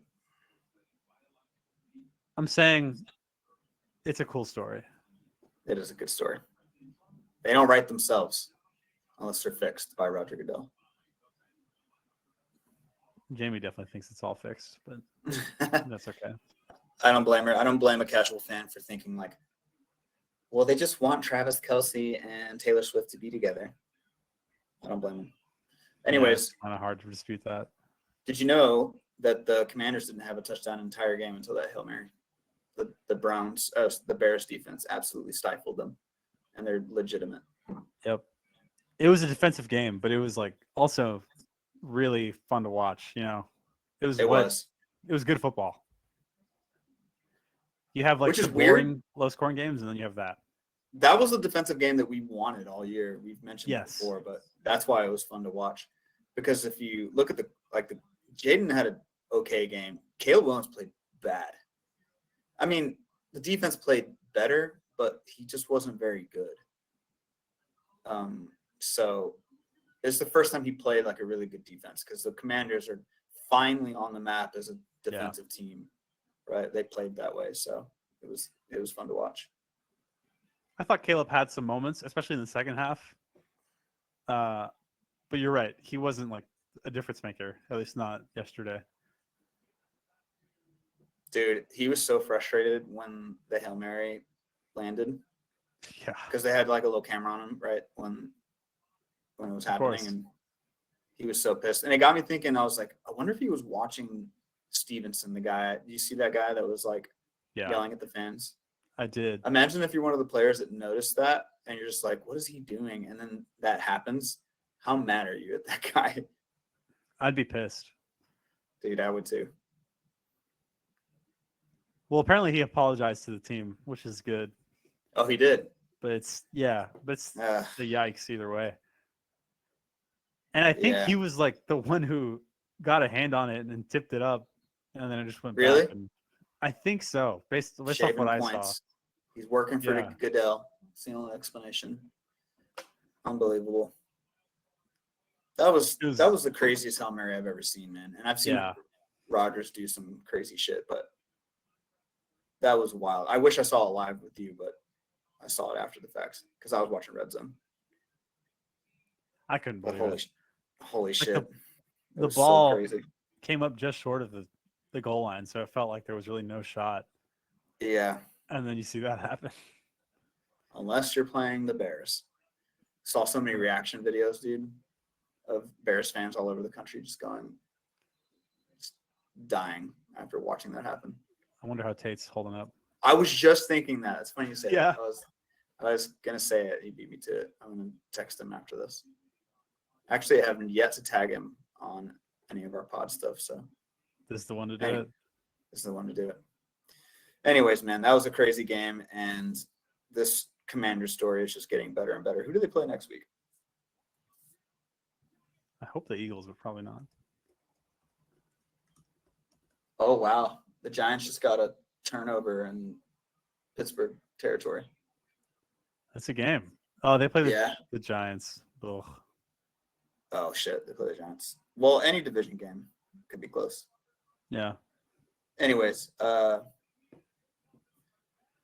yeah, the Commanders, you're right. They deserve more credit, and they're going to make a run for like that 4th seed. So they should have included them a little higher in my list, but whatever. We're in the midway point of the season, which is crazy, dude. It's already been 8 weeks of football. I know. I can't believe how fast it's been. But it's okay. This is when some of the best football happens. All right, let's move on, shall we? Yep. Game we haven't talked about. We can just quickly talk about. So Tua played. They played the Cardinals, and they still lost. I thought they won. Am I tripping? The Cardinals won. Oh, I am tripping. Cardinals I didn't watch it. 26-25.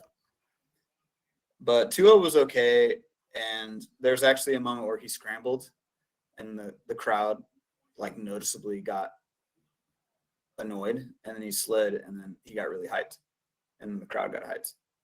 But I think everybody's kind of holding their breath anytime he holds the ball. So it's just interesting.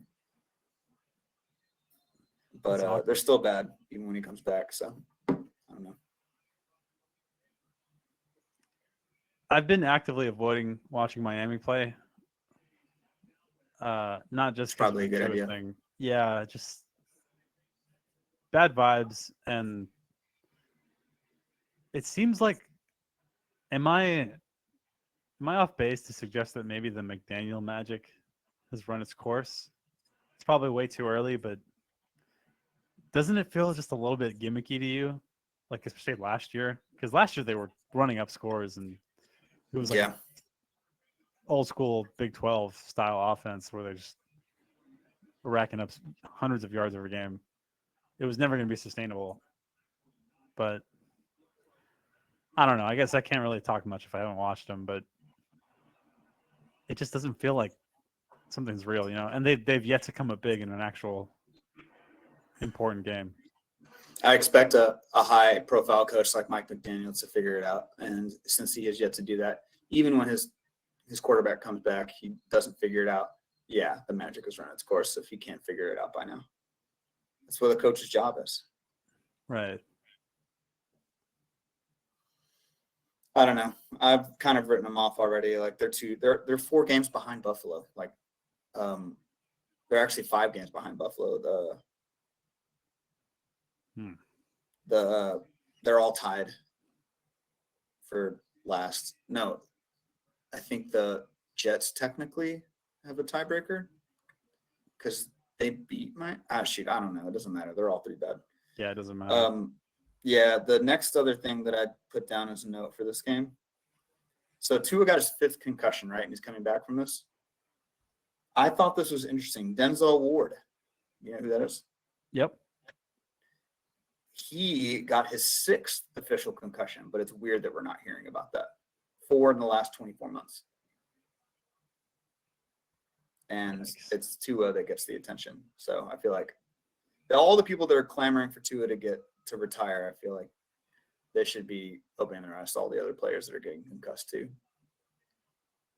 Feels a little weird, but anyways, It's awkward for sure. Yeah, it's especially awkward when Tua responds to the media and he's like, "Oh, all the doctors that I went to said that I'm fine and fine to play football." I'm like, "Oh, this is weird." Everybody, Yeah, what do you say? dude, it's just awkward. That's it. That's the only way I can paint it. Yeah. Dude, the Steelers got a turnover. JJ Watt is perfect. I'd rather have him than Micah. I don't blame you. I keep saying JJ. TJ Watt. Sorry. Nah, I don't blame that either. He's basically JJ. Exactly. So the Colts play the Texans. Another close game. The Texans barely beat the Colts, but it took another horrible Anthony Richardson game, and also the Texans just not blowing it. I feel like they're just barely able to keep Stroud alive in the pocket. He's just running for his life in there. Yeah. And the defense is keeping him alive. The same game as last week. I hadn't realized how terrible that Texans offensive line is in pass protection. Stroud's going to get killed if this keeps up. I know, man. It's pretty concerning. Yeah. That's really my only real worry with Houston. Just please keep CJ healthy. Please. Yeah, he was getting blown up. At least he doesn't play like Anthony Richardson, because that dude, not only does he just run like a running back and then seemingly get hurt every play, CJ Stroud is at least smarter than that. And he's way more accurate than Anthony Richardson. Okay, I'm stealing this from another podcast, but Anthony Richardson is like a kid that's spraying pee all over the toilet. He's so inaccurate. I thought that was hilarious. It's like the perfect way of describing him. Is that Cousin Sal?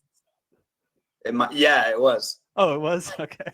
Yeah. Sounds like something he currently has a 44.4 completion percentage for the season. That's really bad. That completion percentage would be good enough to rank him 13th out of the 14 quarterbacks in the league in 1966, the first AFL-NFL merger season. He would have been dead last in that generation of quarterbacks. That's how bad he's been. He's not good. I think he only started like 8 or 9 games, if that. It was maybe less than that. Total games before playing in the NFL as a quarterback.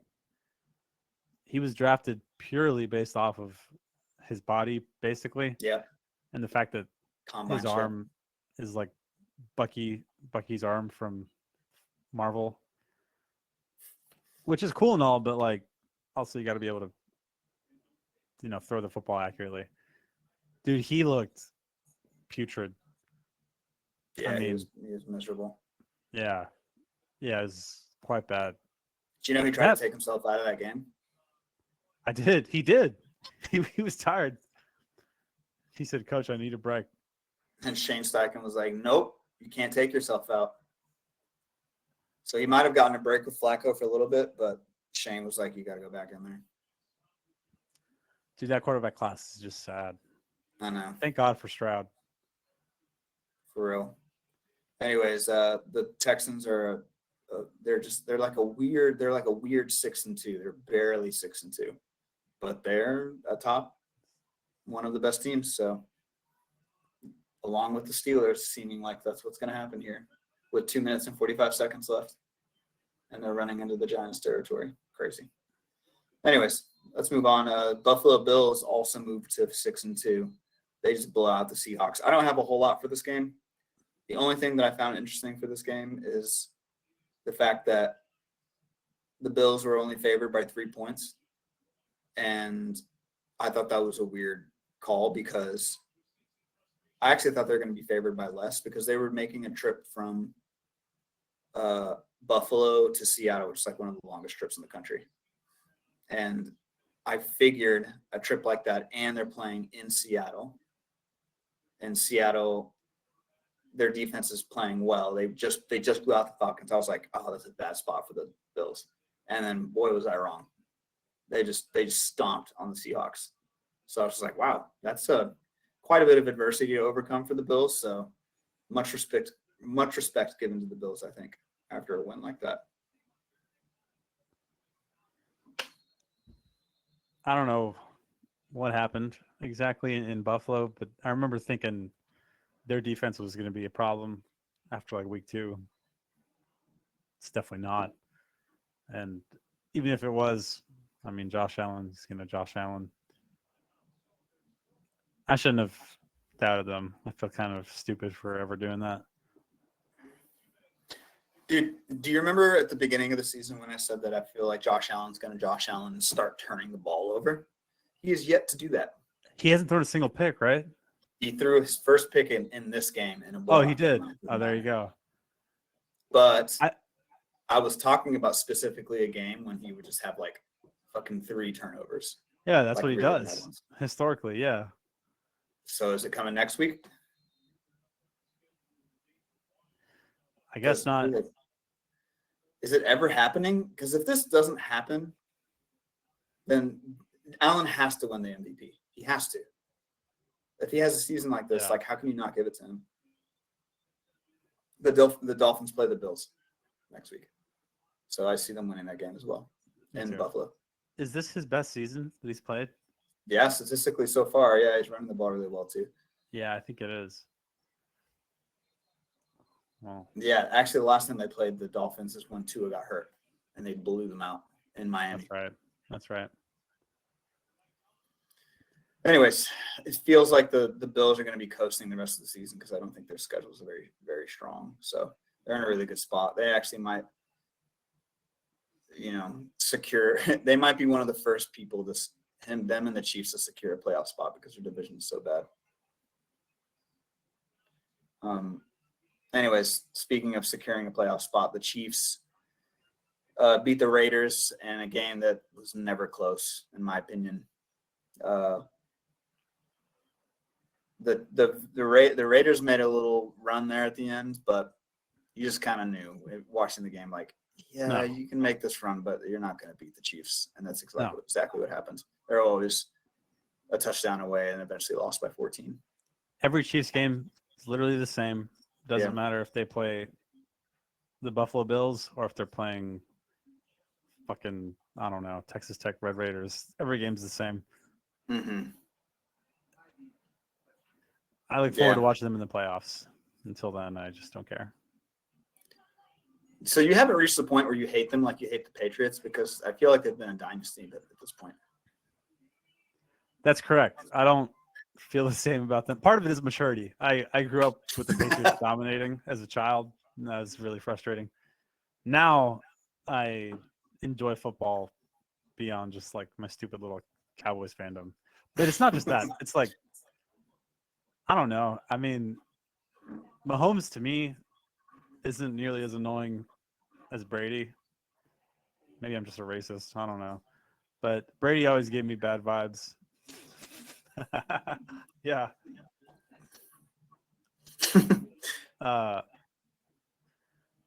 And I love Andy Reid. So that's part of it. He's a likable coach, Andy Reid is.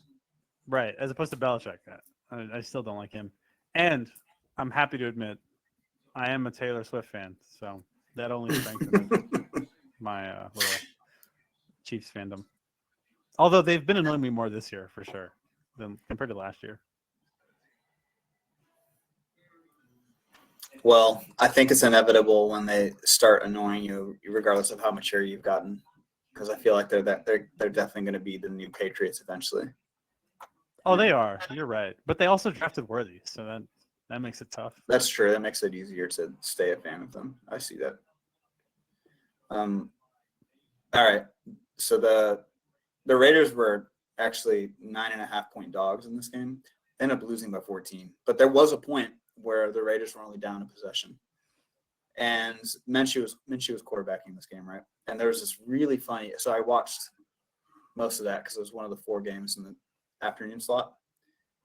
There's this funny moment where I don't remember who the the commentator was, but he recognizes Minshew's playing well in the second half, and he's bringing the team back. And I think they get the ball back with like 8 or 9 minutes left in the fourth quarter. And the commentator says something like, "Yeah, Minshew's playing really well, but he really needs to make sure that he continues playing that way and he does not turn the ball over, because if they do that, then the Chiefs are just going to secure this game." Dude, without fail, Minshew fumbles the ball. Like literally seconds after he said that. Whoever that was so knew fucking exactly what he funny. was doing. Golly. You think he's just like, I'm going to jinx them because I love Patrick Mahomes and Taylor Swift. That's right. That's what happened. But yeah, he got the call from Roger. Dude, that was funny. That was the funniest moment of, honestly, the weekend for me. It just made me laugh so hard. Anyways, let's move on. The other game in that afternoon slot was, I wanted to talk about this game because I thought it was interesting. The Panthers and the Broncos. Another big spread. Panthers 8-point dogs. So at one point the game was 28-7 with the whole fourth quarter to go. And I would click over to that game, and they kept going for it on fourth down. They ran a flea flicker. They kept running these plays, right? Like plays that I thought, you would do in a high pressure situation. And two things to this. One, you could probably guess this. The Panthers were not happy about that because they were like, we're getting blown out. How disrespectful. And I actually kind of agreed with Sean Payton's response in a way. He was just like, bro, it's the NFL. Like, fucking play better. Like, don't get beat up, bent out of shape with us wanting to score more points in an NFL game. Like, these are people's jobs. So I kind of agree with Sean Payton. What do you think about that take? I didn't watch the game. This was another one of my stayaways as far as viewership, but I agree. I mean, having not seen, look at the Lions. They committed murder against my team on live TV. No one really complained that I could see, at least not about the Lions. And then they did it again against the Titans. And I don't believe anyone from Tennessee was calling out Dan Campbell. You're right. It's the pros. Like, what do you expect, man? And even if it wasn't, like in college too, it's not the amateurs. This isn't child's play. Yeah. Well, I think a lot of the people on the internet would agree, or were kind of on the side where they were saying that it was kind of unnecessary to play that way. And there was a few people jumping on the idea of, well, this is a great opportunity for them to practice these trick plays. And I found that interesting because I just disagreed wholeheartedly. I was just like, my reasoning here is, why would you practice trick plays in a game where it's recorded and other teams can use that and prepare for it? Like, why would that be it's literally the worst opportunity. Like, if you want to practice trick plays, you fucking do it at practice. You don't do it in a game, especially in a game that you don't need it. Yeah. Like, you don't need the trick plays. Like, I feel the complete opposite. I'm just like, no, don't fucking put it on tape. Like, now you just gave the other team, granted, more stuff to prepare for, but I mean, the cat's out of the bag now. Like, they're going to be ready for that. So I don't know. I thought it was a bad decision by the Broncos to pull out all these trick plays that they were doing. Like, you do that in practice, not in a game that doesn't matter. I think I agree still, but I don't know. It's just hard to say that much without having seen it. But I keep going back to the Lions. Like, Ben Johnson was whipping out flea flickers when he was up 4 touchdowns on Dallas. I don't really understand why, but I don't blame him either. Like, if you want to style on us, go right ahead. We deserve it. I did think it was funny, but if I had to look back on it with the same logic, I'd probably feel the same way. Not sure how it benefited in that. They were just fucking around. Confidence. Yeah, right. I will say though, Sean Payton has struck me as like weirdly kind of insecure since he came back to the league. Yeah, I've got that too. It's interesting you say that. Yeah, then it makes me really not want to cheer for him.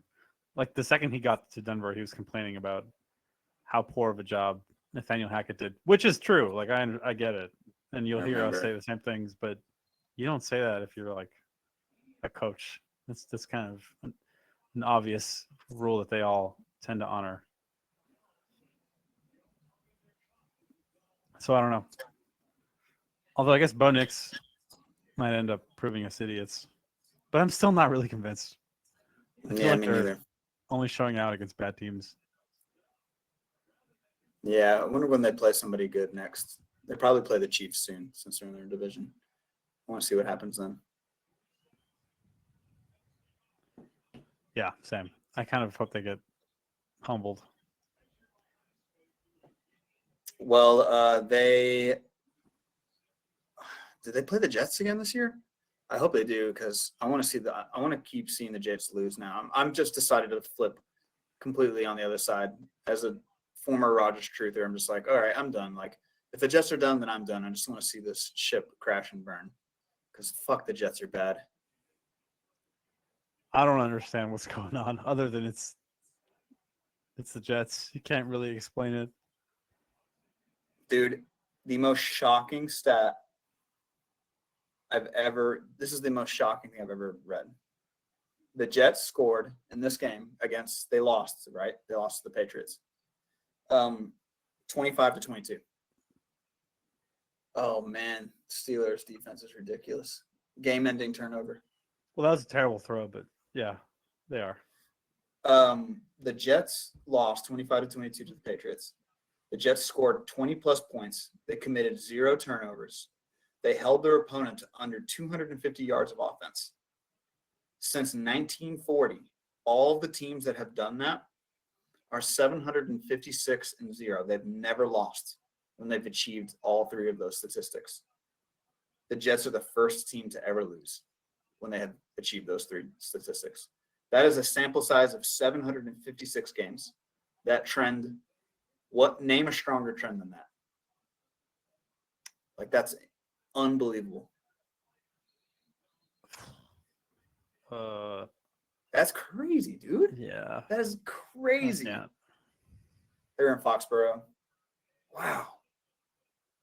They're so done. I mean, if that doesn't scream curse, I don't know what does. That's fucking out of this world. They're cursed. I'm happy for Bob Saleh at least. Even though I guess I really wasn't ever singing his praises. I don't think he was the problem either. Well, I don't know. It's like a weird. No, I see where you're cursed. coming from. Like from a weird justice, like a revenge standpoint. Like, yeah. Even though you got rid of Saleh, you're still bad. Fuck you, Jets. Right. Yeah, fuck the Jets. I don't really care. I feel bad for Garrett Wilson more than anyone else, but for the most part, I don't care. Well, he might still continue eating. He had a good game again. Devontae Adams was the worst graded PFF grade wide receiver in the league yesterday. Really? He was terrible. Wow. Yikes. I mean, they're still doubling him. I mean, that's got to have a lot to do with it, but that's why Garrett Wilson's still playing well, is because I think Devontae is still getting doubled, which is crazy. That is crazy. It's weird, dude. I feel like Garrett's a better player at this point. Yeah, he is. I texted you already about this, but it's just bizarre to me because I feel like the offense really isn't playing that bad. But like you mentioned, I think it's the defense that's the issue. Overrated, unfortunately. Largely. Which is so weird because they do have actual all-pro talent. So yeah, I guess they've just been figured out. As a unit, they just don't make the plays that they need to. Who do they trade for next? I saw a bunch of comments on Reddit saying basically any receiver who's gotten put on the block, which feels like there's a lot this year. Apparently, Deontay Johnson is rumored Yeah, to likely be traded. I saw that. One of the top Go to voted the comments Jets. was go to the Jets. That's right. Christian Kirk, another one. I don't know how he's going to help. I know it's joking regardless, but Of course, yeah. What a shit show, man. I feel so bad for Jets Really. fans. How come they don't deserve that? They finally Yeah, get a good quarterback, and then their team still that's true. sucks. I do feel bad anytime it's like a secondary team in a big market. For illogical reasons, I kind of respect the heck out of fans that are of like the Clippers or like the Mets, or the Jets. Yeah. But the Jets are uniquely troubled. I guess the Clippers are right there with them. They're the Clippers of the NFL. Dude, the Clippers are playing well. They're 2-1 right now. All right. They are. Their new Wait till they stadium get Kawhi back. into a stadium is pretty dope. I'm not here for that. Are you watching any NBA? We're out of NFL games, by the way. I've watched one game so far, and that was Spurs Mavs. Spurs Mavs. They lost. Yeah, they did. They got punked. They beat the Rockets this Sunday or Saturday. They did, but I think we just lost to them tonight, but I'm not sure. Let's see. Oh, we had a back-to-back. Yeah. I'm excited for the NBA to be back. I'm going to be prepared to answer some NBA questions eventually, by the way. Okay. I'll try to formulate some then. But good. We've alluded to it at least once or twice, but I'm going to be bringing up all sports, not just the NFL. It's about to be, isn't this like the point of the year where like all sports are playing at the same time? All the major ones, yeah. Mm-hmm. NHL is playing right now. They just started up. MLB World Series is going on. Although it's about to be over. Dodgers look like they're about to be up 3-0. Yeah, punking them. Yeah. That's an exciting time for a sports fan. I know the WNBA just ended too with the Liberty winning, but it's just a lot of stuff, and it's hard not to fanboy over all the good shit that's happening. So what a platform to do it is this one. Average Joe, bro. Nice. Good segue. Speaking of, what was your average bro Joe corner this past week? So for this one, it's not really so much what's been going on for me. It's going to be what will be going on. A lot of talk lately. I mean, obviously, if you live in America, a lot of talk about electing people and things and where our country's going. And I can see you treading so lightly. It's hilarious. I mean, I'm really not trying to. I think from what I understand, anyone who's listening to this probably already knows me. And if you know me at all, you know who I'm voting for. But I still thought it'd be worth talking about. Actually, I did really question earlier when you made that Obama joke, and then I followed up on it. I did a really bad job of like making the sarcasm obvious. So I feel bad about that. But anyway, I thought it'd be interesting to talk about not just the election, but like voting in general.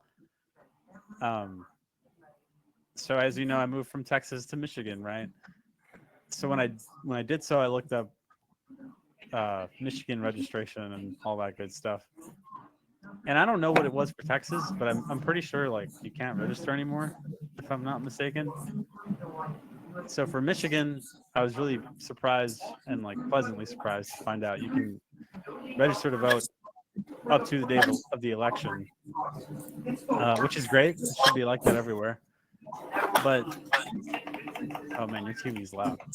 I just turned it down. Okay. Thanks. But there are some like nitpicky rules still. So like for whatever reason, you can only register in person in the election office once you're within 2 weeks of the election. So that's what I'm. You can only do it in person? No. Sorry. You can register online in Michigan, which I failed to do because for whatever reason, if you register online, you have to have like your Michigan license or ID updated, which I don't yet, which I guess I should, but mostly because I've been so busy with work. I just don't want to go during a weekday, and that's the only time that these offices are open because that's the way we designed our really genius society.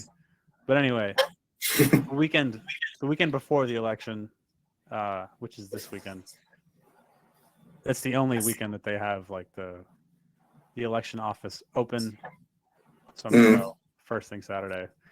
And then also for whatever reason, like if you go in person, you only need to have like a proof of residency, which is not necessarily the same as the license. So I can just take like my health insurance or something.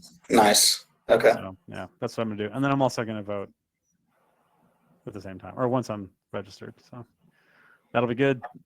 Might as well get your flu shot while you're there. I know, right? Yeah. COVID shot, flu shot, vote. Go to Costco. That'll be my Saturday. Yeah. And then I guess we'll talk again before the actual election because it's on Tuesday, next Tuesday. Yeah. But I already told Jamie I plan on drinking. And then she was like, "You're going to jinx it?" And then I was like, "No, the point is It's too late. You've already jinxed it. I guess I have. Your But intentions have put you, Yeah. made your bed. How dare you? What have you done to America? I know it's going to be my fault. Sorry, listeners. But my reasoning is like whether I'm happy or mad, it'll be nice to have a drink. So we'll see. Have you Spoken voted? like a true American. I love to hear it. Damn right. Darn tootin'.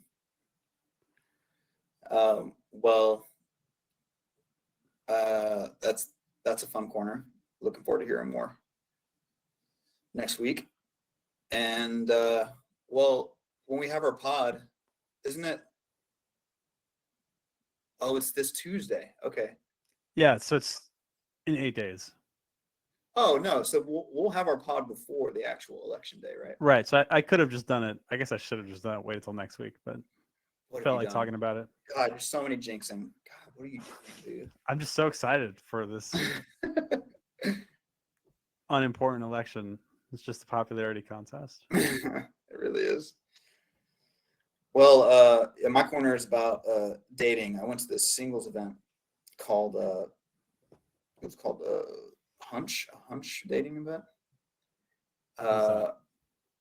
It's a dating app where they use AI to match you up with people. So that was the premise of this meetup. So you give them your phone number and then they send you a text when you show up to the event, and they have you fill out this like personality test thing. And the event itself was like in this art studio, and it was pretty busy. It was pretty filled up, like reminiscent of like a nightclub. It was pretty packed. That's important though, because you fill out the test and then you submit the results, and they're like, "We'll text you later."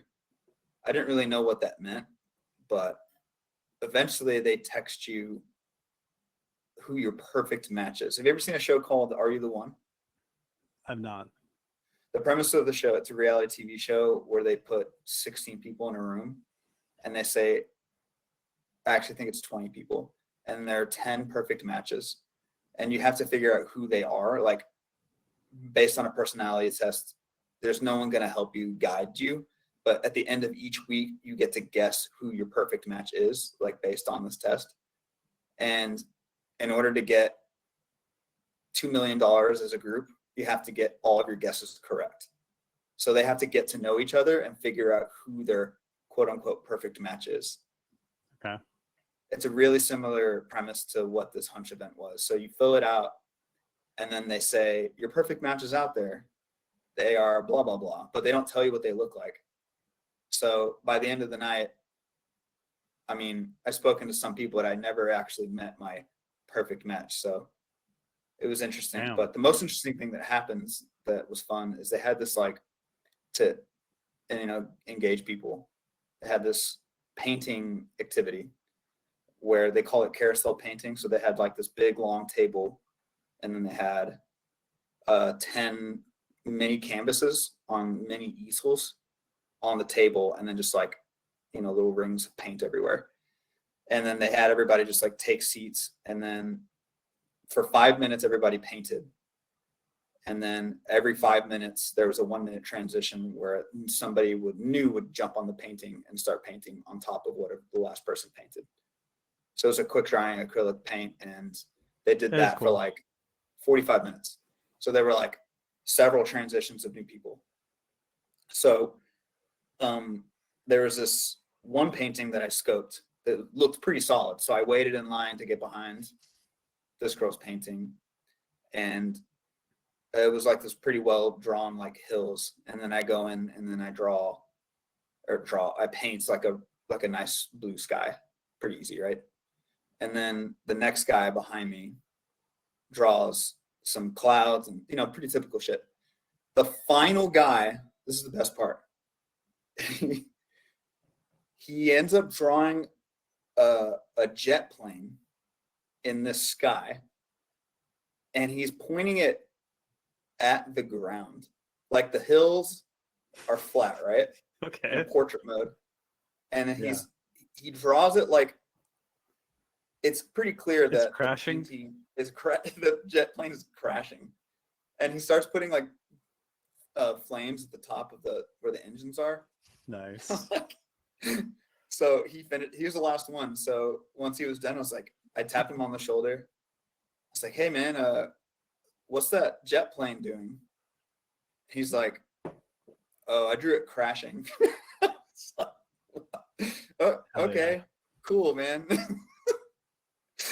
No, that's not true. I was more like, oh, cool. I'd be friends with that guy. Dude, he wasn't like, he was really indifferent about it. He was like, I drew a jet plane crashing, and then he just walked out. That was the last. He was done. That was the last thing he was doing. That's all he went there to do. Wait, so you never found out who your quote unquote perfect? They don't tell you at the end of the night or like the next day or something, like what? Just nothing if you don't figure it out. No, they actually, which I didn't really approve of, but they give you the number of your perfect match. So I eventually did talk to that person, but it worked against me because that night I spoke to a person for a while, and she was cool. And then we learned about we didn't even know what was happening until we got the text message. And it worked against me because I was just like, oh, is it you? It wasn't. Of course it wasn't her. She was like, oh, it's not. It's this other guy. I was like, oh, that sucks. Whatever. We had a good conversation, right? Of course we didn't talk. So I was just like, fuck. This worked against me. So, you do find out. But I don't know. It was a funny night. It was an interesting way of doing things, but I've got some kinks to work out, I would say. That's cool. Well, that does sound like fun. That's the end of my corner. I appreciate you updating me on how it's going in Simon's world. Well, that is also the end of our pod. By this time next week, dude, we'll be in the heat of the election. So that'll be fun. Yes. Looking forward I'll to make it. my corner something unrelated, but it was weighing on me more recently. I would be okay with you bringing it up as your corner again. I think the audience would be okay with it too. Yeah, probably, but there's just, I don't know. Depending on who you ask, like, people either really want to talk about it or they just would rather not hear about it at all. And I can understand both sides. Yeah. It's weird times. On that note, it's time to get off this thing. It's been real. Good stuff, Eddie. Have a good week, everybody. Thanks for listening, listeners, audience, and you have a great week. We'll see you next Tuesday. Bye.